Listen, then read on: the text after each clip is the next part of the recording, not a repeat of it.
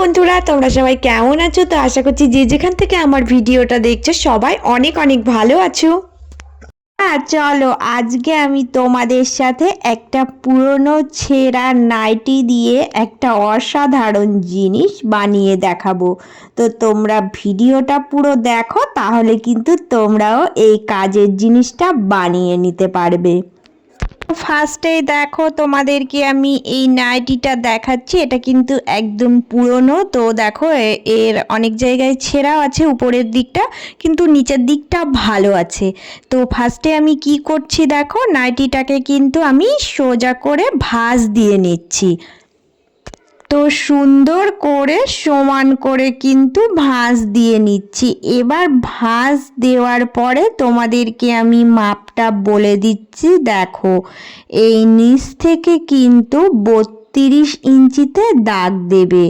তো এই দিকেও 32 আর ওই দিকেও সেম 32। তো এইভাবে করে সমান করে একটা দাগ তোমরা টেনে নেবে।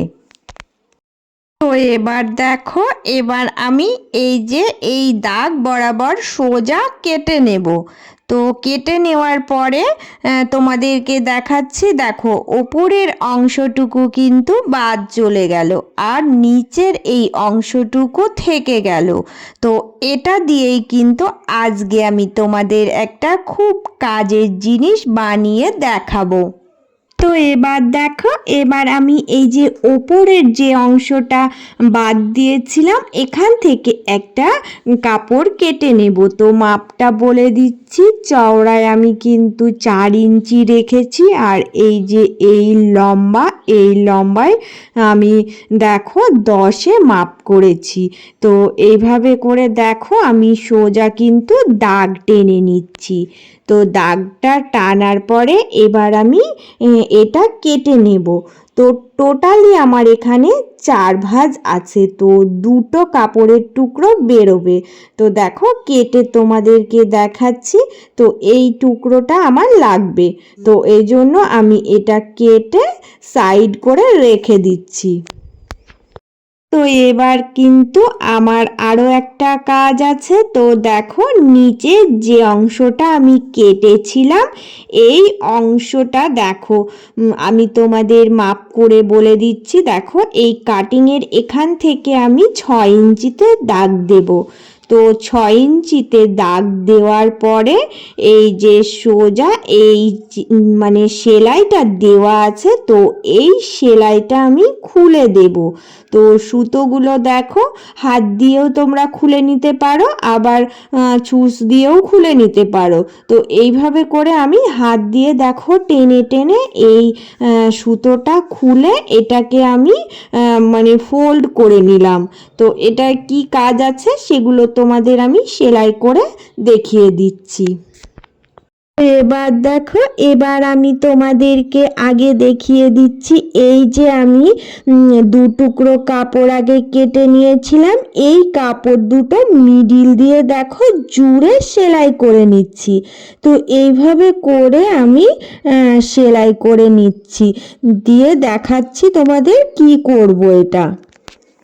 এবার এই কাপড়টার যে 2 সাইডে মুখ আছে ওই 2 সাইডের অংশ দেখো এইভাবে করে মুড়ে আমি সেলাই দিয়ে নেব।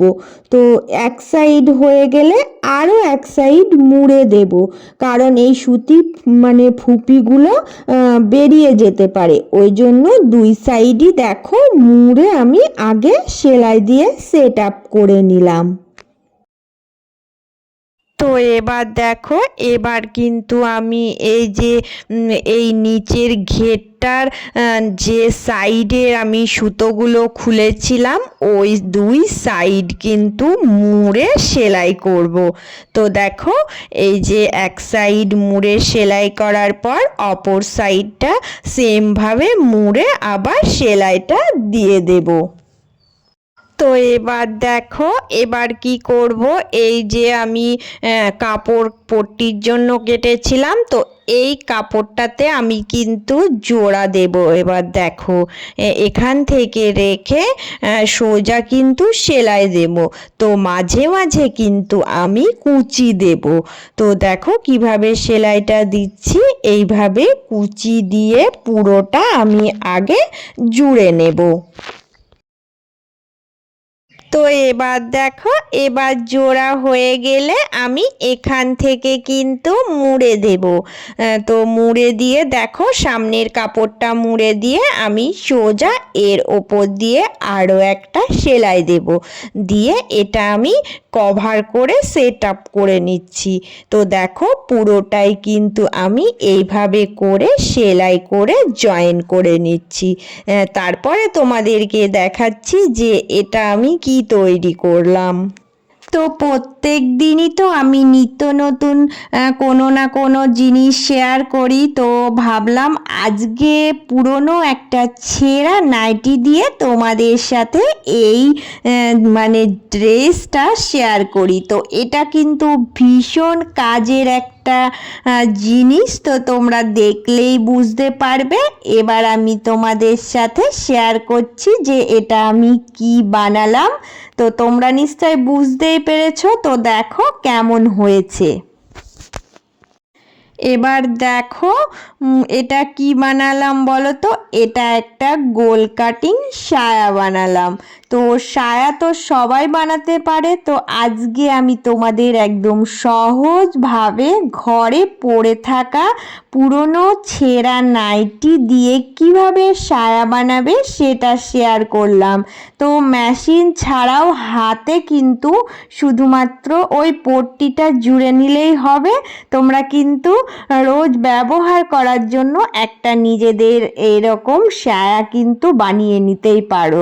তো গোল কাটিং সায়া খুব সহজভাবেই বানানো যায়, আজকে আমি তোমাদের পুরোটা দেখিয়ে দিলাম। তো যারা প্রত্যেক দিন আমার ভিডিওর সাথে জুড়ে আছো, আমার পাশে আছো, তাদের জন্য রইল অনেক অনেক ভালোবাসা।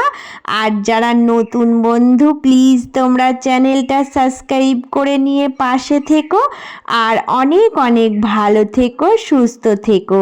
তো আবারও চলে আসবো অন্য কোনো একটা ভিডিওতে।